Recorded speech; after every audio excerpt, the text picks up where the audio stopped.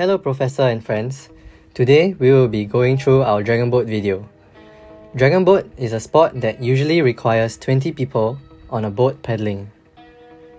So today, we have Dodi over here, who is a member of the NUS Dragon Boat team, to introduce to us some paddling techniques as well as some of the do's and don'ts when it comes to Dragon Boat rowing. Dragon Boat paddling consists of 3 stages: the entry, drive, and exit. The first part of the entry phase is what we commonly call as the A-frame.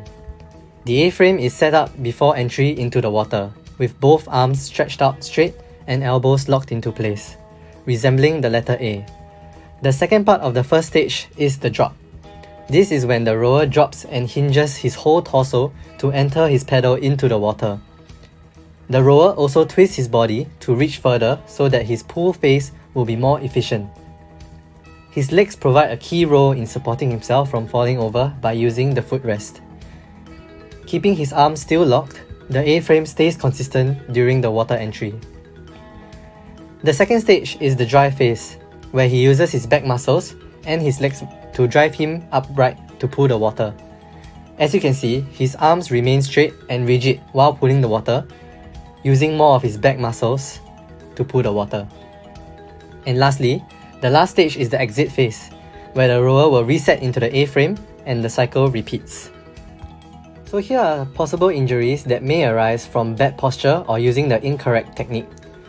As you can see, when he enters the water over here, when his elbow is bent, it could lead to injury during the entry of the water because of the large impact. Secondly, his back is rounded, so when he moves into the drive phase, it could cause injury to the spine. Lastly, when he uses too much of his bicep, it could lead to overstraining instead of using a larger group like his back to pull the water instead. So over here is what we call the A-frame.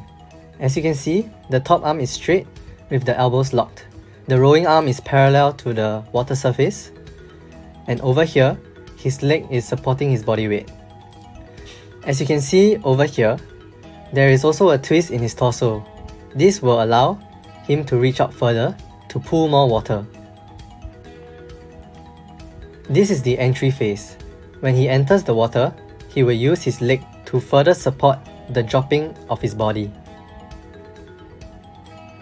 As you can see, that his torso goes downwards instead of just using his arms to drop. Both elbows are still locked and arms are still straight, maintaining the A-frame. During the drive phase, he will keep everything locked and rigid. He does not use his biceps or his arm muscles. The major muscle group that he is using is his latissimus dorsi and spinal erectus. He also uses his leg muscles like his quadriceps and hamstring to help press himself up as well. As you can see, the way to improve is that your top arm must be straightened. And his rowing arm must be straightened also. So this posture opens up his A-frame and creates a bigger angle for him to reach further so that he can pull more water during the drive phase. As you can see, during the drive phase, he uses his back as well as his leg muscles to pull the water and himself up instead of using just his bicep. During the entry, you can see that he drops his entire body forward instead of just using his arms to enter the water. Lastly, he keeps his back straight throughout so as to prevent any injuries and keeps his arms straight to not overuse his bicep and use his major muscle groups in his back instead.